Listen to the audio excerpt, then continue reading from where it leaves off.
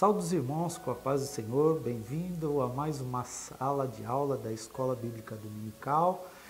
Hoje nós estaremos falando da lição de número 2, Humildade, o alicerce da felicidade cristã. Essa leitura, o nosso texto de referência está o textual em Mateus 5:3 e o texto de leitura está em Provérbios 16, versículo 17 ao 21. Vamos fazer uma oração para iniciarmos nossa aula. Senhor, te agradecemos, Pai, pela oportunidade de estarmos aqui. Te agradecemos, Senhor Deus, pela Tua palavra, que nos transforma de dia em dia, ó Pai Celestial, para que possamos alcançar, Senhor Deus, espíritos, Senhor Deus, próximos a Ti. Que possamos ser, Senhor Deus, para o mundo espelho, Senhor Deus, da Tua graça, da Tua misericórdia e da Tua humildade. Usa-nos, Senhor Deus, segundo a Tua misericórdia. Abençoa, Senhor Deus, os Teus servos que estão ouvindo esta aula, em qualquer lugar, Senhor Deus, de todo o território nacional, de todo o mundo. Ajuda-os, Senhor Deus, curando suas feridas, sarando suas feridas, ó Pai Celestial, transformando suas vidas. É o que te peço e já te agradeço, em nome de Jesus. Amém.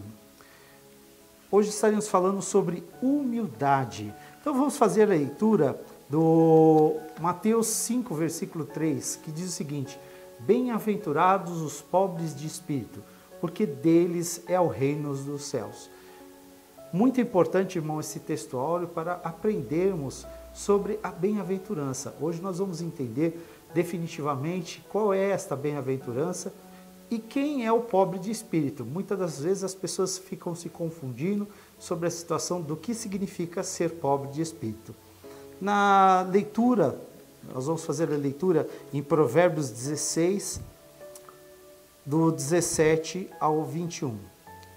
Do 17, lemos assim: O alto caminho dos retos é desviar-se do mal, e o que guarda o seu caminho preserva a sua alma. A soberba precede a ruína, e a altivez de espírito precede a queda. Melhor é ser humilde de espírito com os mansos do que repartir os despojos com os soberbos. O que atenta prudentemente para a palavra achará o bem, e o que confia no Senhor está bem-aventurado. O sábio de coração será achado prudente, e a doçura dos lábios aumentará o ensino. Nós aprendemos que provérbios são os ensinamentos da palavra de Deus e a educação de Deus diretamente para os homens. Os provérbios nos ensinam os nossos comportamentos e são as nossas regras. Nós vamos entrar no item 1.1, a felicidade de acordo com a visão de Deus. Nós vemos que no item 1.1 diz o seguinte: o que pode ser a felicidade para algumas pessoas? Olhando o conhecimento, e a própria lição nos diz que a psicologia nos ensina que a felicidade é o estado emocional de uma pessoa feliz e a sensação de bem-estar e satisfação que experimentamos quando atingirmos os nossos objetivos. Nós vemos que a felicidade do ser humano é sempre buscar o objetivo. Ele sempre coloca metas para serem alcançadas durante a sua vida. Quer seja dentro da sua família, quer seja dentro da sua empresa, quer seja do seu conhecimento. E a felicidade vem a partir do momento que ele alcança esses objetivos. Mas nós temos que aprender que nós somos algo além do que pessoas naturais, algo além de pessoas com conhecimento da nossa psique, do nosso entendimento. E nós somos pautados pelo ensinamento da palavra de Deus. E o ensinamento da palavra de Deus nos determina que nós temos que buscar as bem-aventuranças de Deus, ou seja, buscar o ensinamento da humildade. E aí nós vamos ler sobre a situação da bem-aventurança. Na lição, no tópico 1.1, ainda fala sobre a situação da bem-aventurança e explica que no grego a palavra bem-aventurança vem falar sobre a situação de humildade. Bem-aventurado é aquele que exerce e que está sobre a situação de humildade. Nós vamos ler em João 16, 22. Assim também vós agora, Na verdade, tendes tristeza, mas outra vez vos verei, e o vosso coração se alegrará, e a vossa alegria ninguém vô-la tirará. Ou seja, a palavra de Deus nos ensina que a nossa alegria, as nossas bem-aventuranças, a nossa felicidade está determinada e está dentro de estarmos juntos com o Senhor.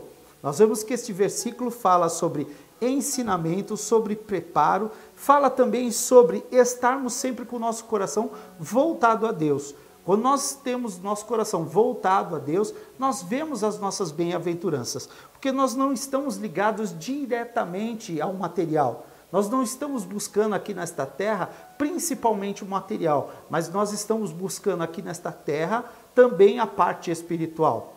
A palavra de Deus nos ensina que quando buscamos a presença de Deus em nossa vida, somos transformados constantemente. E exatamente por este motivo, nós estamos dentro da casa do Senhor, buscando conhecer mais a Deus, buscando estar próximos a Deus. E estando próximos a Deus, nós encontramos felicidade em estarmos com Ele. No item 1.2 fala o que é a felicidade segundo a Bíblia. Para encontrarmos a felicidade sobre a Bíblia, nós vamos fazer a leitura em Salmo 144,15. Bem-aventurado o povo ao qual assim acontece. Bem-aventurado o povo cujo Deus é o Senhor. Ou seja, as nossas bem-aventuranças, a nossa felicidade, a nossa alegria está em descobrir que somos servos do Senhor.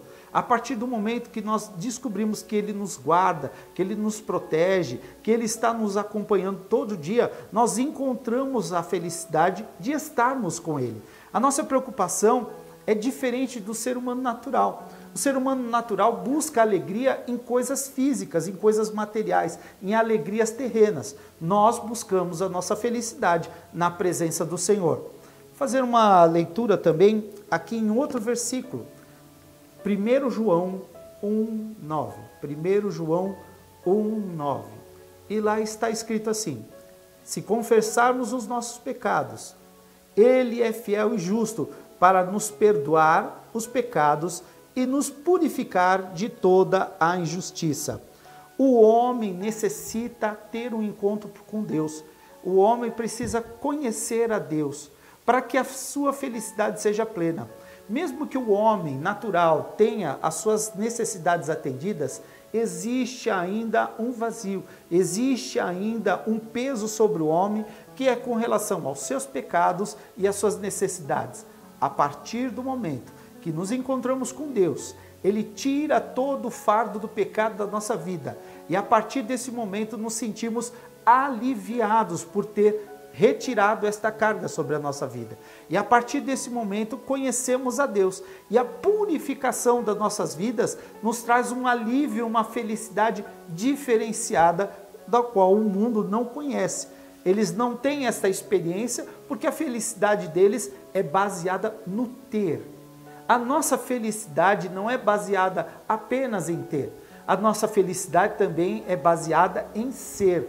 Precisamos ser salvos, precisamos ser felizes através de Jesus Cristo, da ação do poder de Deus na nossa vida.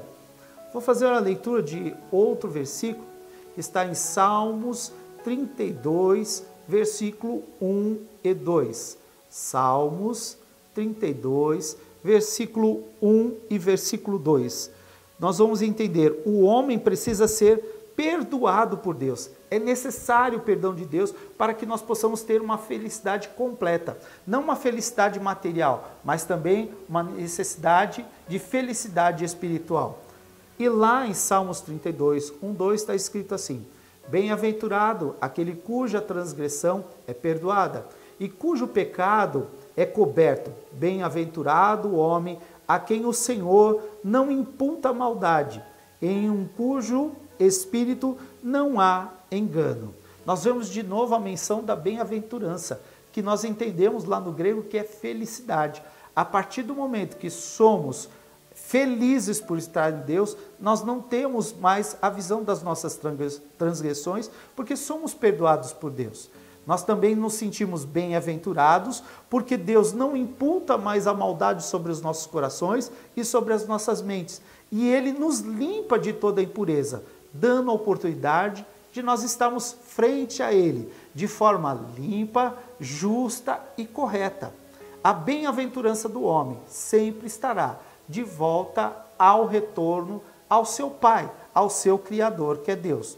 No item 1.3, nós vemos na lição onde podemos encontrar a felicidade.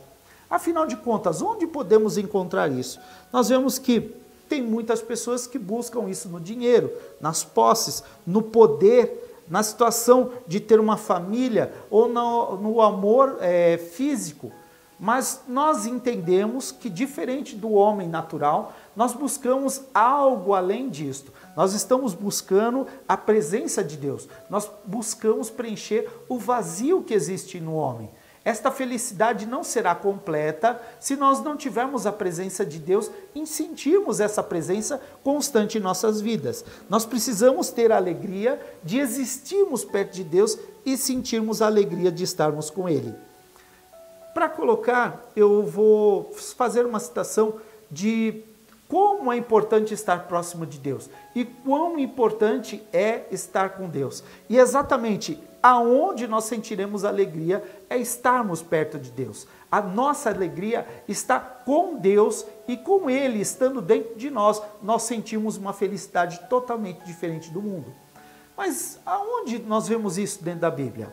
Nós vamos fazer uma leitura de Jó 41, 22 na parte B.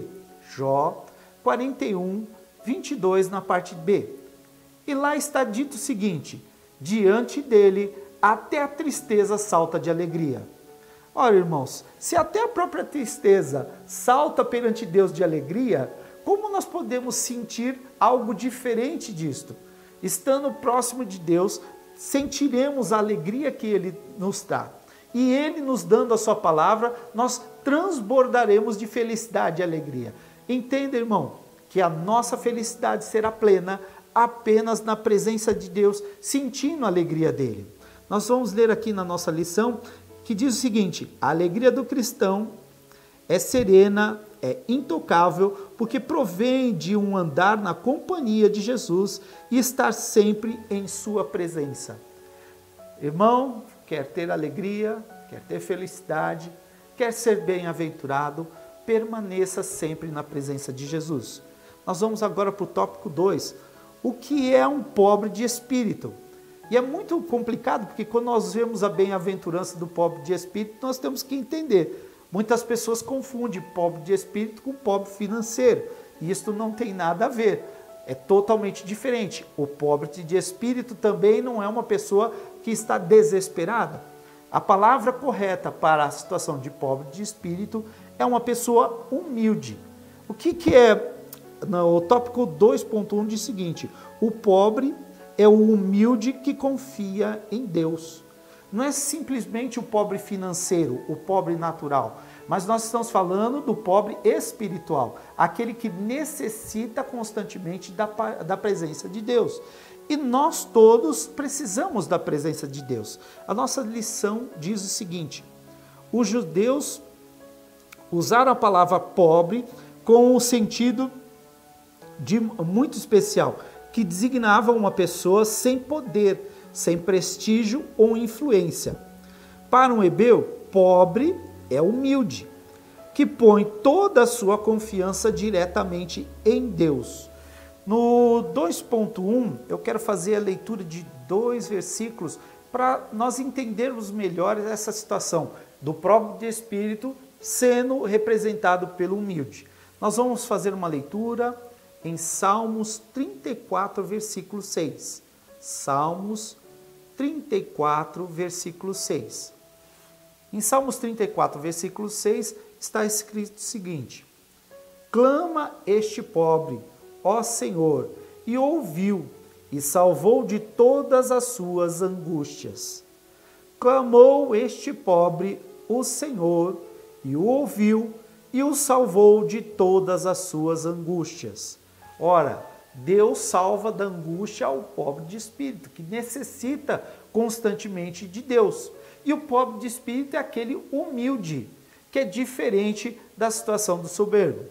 Nós vamos fazer uma leitura também de Isaías 30, versículo 18. Isaías 30, versículo 18, que lê-se assim: Por isto o Senhor esperará por ter misericórdia de vós, e por isto se levantará para se compadecer de vós, porque o Senhor é um Deus de equidade, bem-aventurados todos os que nele esperam. Então, Deus vem para atender aos humildes. Deus está buscando os humildes. Deus está trazendo equidade. E equidade, irmãos, é diferente de igualdade. Igualdade é dar o mesmo valor a todos. Mas Deus olha com equidade. Equidade é olhar a necessidade daquele que está perante Deus. Se você quer igualdade, Deus olha e responde a oração de cura de forma igual. Mas quando Deus olha com equidade, Ele busca ao que mais está necessitado e o atende de forma rápida. Então, irmãos, igualdade é R$10 para todo mundo. Equidade é 2 precisam de 10 e 1 precisa de 100. E Deus vai atender esses 100. Esta é a diferença quando Deus olha para o humilde. Ele sabe da necessidade do humilde. Ele conhece o humilde de forma perfeita. E ele atende a esse humilde de forma a atender a equidade de sua necessidade. No tópico 2.2 da nossa lição, fala: o pobre é aquele que está vazio de si mesmo. E é muito importante a lição ter tocado nessa situação de estar vazio de si mesmo. É muito complicado, irmãos, quando nós nos encontramos cheios, completos de nós mesmos. Isso é muito complicado, porque quando nós estamos cheios e completos de nós mesmos, nada cabe mais em nós. Imagine, irmão, nós temos 2 copos aqui. Um copo já está com conteúdo ocupado e o outro copo está vazio. Quando Deus vem colocar a sua palavra, o seu poder sobre esse copo, que já tem coisa ocupada, não há espaço para Deus colocar a sua palavra. Mas quando Deus olha para o outro copo, um copo humilde, que se esvazia de si mesmo constantemente, e ele vem colocar a sua palavra sobre ele, esta pessoa é completa, é cheia pelo poder do Espírito Santo de Deus. Essa é a diferença entre o soberbo, que se encontra sempre completo, se encontra sempre como um sábio, se diz sempre como uma pessoa que está repleta de bens, e contra o humilde, que sempre declara que necessita da graça de Deus, necessita da misericórdia de Deus, necessita da presença de Deus. O soberbo não permite que a palavra penetre, não permite que a graça de Deus invada o seu ser e o transforme. Mas o humilde tira tudo que tem, coloca tudo para fora e fala assim: eis-me aqui, Senhor, enche-me, envia-me a mim. Essa é a diferença. Nós vamos ver também aqui no 2.2 a leitura de um versículo para nós exemplificarmos disso. Esse versículo está em Jeremias 17:5. Jeremias 17:5. A leitura de Jeremias 17:5 diz assim: assim diz o Senhor, maldito o homem que confia no homem, e faz da carne do seu braço, e a parte do seu coração, e aparta-te o seu coração do Senhor. Repetindo, assim diz o Senhor, maldito o homem que confia no homem, e faz da carne o seu braço, e aparta o seu coração do Senhor. Irmãos, a palavra de Deus diz o seguinte: se o homem confiar somente nele, ele estará causando um problema para ele. Ele estará retirando dele a oportunidade de colocar a sua confiança nas mãos de Deus, as suas necessidades nas mãos de Deus. Quando o homem é soberbo, ele coloca como ele, a sua carne, como atendendo todas as suas necessidades. E quando Deus encontra o homem soberbo, Deus o confronta. Deus fala, se você é capaz de tudo, se você atende tudo, se você não precisa de mim, Deus se afasta dele. Porque como ele já se sente completo por ele mesmo, Deus não quer mais saber deste homem. É importante, irmãos, nós entendemos que o orgulho não é uma coisa boa para se tratar. A soberba não é uma coisa boa para se trabalhar. A lição diz o seguinte: o orgulho espiritual não é demonstração de santidade, mas de pecaminosidade. Sendo assim, jamais pode produzir felicidade. Ou seja, a soberba traz o pecado de não reconhecer Deus como o principal na sua vida, de dizer que Deus não é tão importante para você. É necessário, irmãos, estarmos focados e sempre buscando a Deus na nossa vida. No item 2.3, o pobre é plenamente dependente de Deus. O pobre é plenamente dependente de Deus. Nós vemos que a palavra humilde significa ser humilhado, ser rebaixado, não estar preocupado com ser importante, mas estar esvaziado de si mesmo e buscando a Deus. Nós temos que entender que é importante estarmos focados naquilo que Deus quer. A palavra humilde deriva de mendigo, deriva de uma raiz que significa abaixar-se ou encolher-se. Ela se refere não simplesmente àqueles a quem a vida é uma luta, mas aos homens que são constrangidos e a mais abjeta dependência absoluta de Deus. Ou seja, você se esvaziou de uma tal forma que você não acredita que você, simplesmente por você, é capaz de alguma coisa. Mas tudo o que você precisa, todas as suas necessidades são demonstradas perante Deus. Você busca a Deus em humildade, em oração. Quando nós estamos ajoelhados perante Deus, nós estamos demonstrando exatamente humildade. Quando nós nos colocamos de joelho, nos prostramos perante Deus, nós estamos demonstrando a nossa humildade perante Deus e pedindo misericórdia a um Deus superior a nós. Nós vamos para o item 3 agora. Jesus, nosso maior exemplo de humildade. E nós vamos ver aqui em Filipenses 2, do versículo 5 ao 8. Filipenses 2, do versículo 5 ao 8. E lá está escrito assim: de sorte que haja em vós o mesmo sentimento que houve também em Cristo Jesus, que sendo em forma de Deus, não teve por usurpação ser igual a Deus, mas esvaziou-se a si mesmo, tomando a forma de servo, fazendo-se semelhante aos homens, e achando na forma de homem, humilhou-se a si mesmo, sendo obediente até a morte e morte de cruz. Olha, irmãos, nós temos o nosso Mestre Jesus Cristo demonstrando exatamente aquilo que um servo de Deus humilde precisa para alcançar o reino dos céus. Jesus era Deus, estava com Deus, e como Deus, ele retirou todo o seu poder e nasceu como homem natural. E como homem natural, ele não exigiu ser tratado como Deus, mas como homem natural, humilhou-se ao ponto de obedecer a Deus em todo momento de sua vida. Ele obedeceu a Deus em toda a sua ordenança. Nós vemos que Jesus Cristo morreu na cruz por mim e por você para cumprir aquilo que Deus tinha determinado sobre a sua vida. Ou seja, irmãos, vamos entender que Jesus Cristo é a nossa salvação, Jesus Cristo é a nossa formação, Jesus Cristo é nossa oportunidade de conhecer verdadeiramente a humildade. Quero fazer uma leitura também no 3.2. Estamos no 3.2 que diz o seguinte: Jesus lavou os pés de seus discípulos. Na lição diz o seguinte: Jesus não somente ensinou acerca da humildade, sua vida espelhava essa humildade. Ele era o melhor, perfeito exemplo do que era humildade.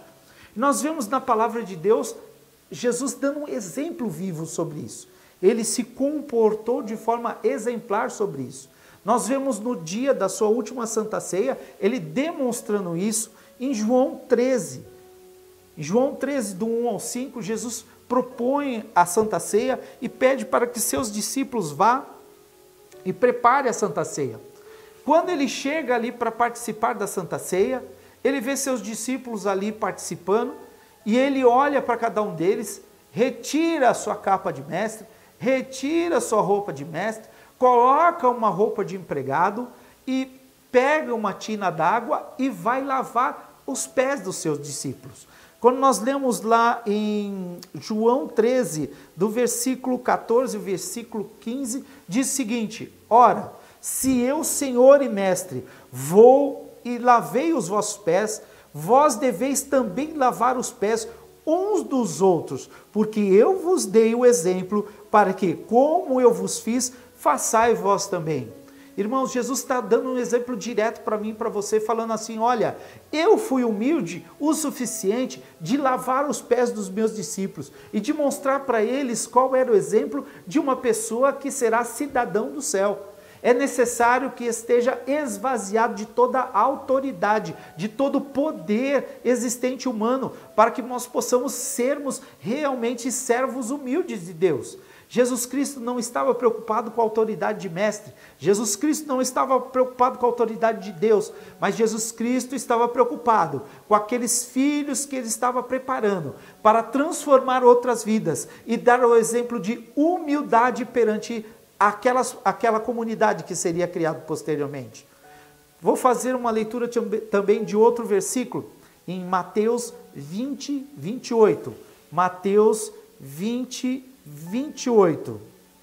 Em Mateus 20, 28, nós lemos o seguinte: bem como o Filho do Homem não veio para ser servido, mas para servir e para dar a vida em resgate de muitos.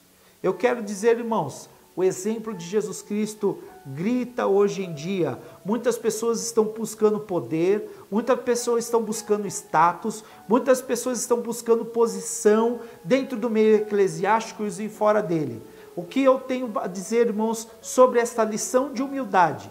Jesus Cristo não veio nesta terra para ser servido como Deus. Jesus Cristo veio a esta terra para servir a seus irmãos, para servir a comunidade onde ele estava, para servir ao necessitado, para servir ao doente, para servir o órfão e a viúva. Irmãos, nós temos este exemplo na nossa vida, que este exemplo de Jesus Cristo possa ser transformador também na sua vida, que nós possamos buscar dentro das nossas igrejas, dentro da nossa casa, dentro do nosso trabalho, demonstrar essa humildade de Jesus Cristo em servir aos nossos irmãos e àquele que necessita.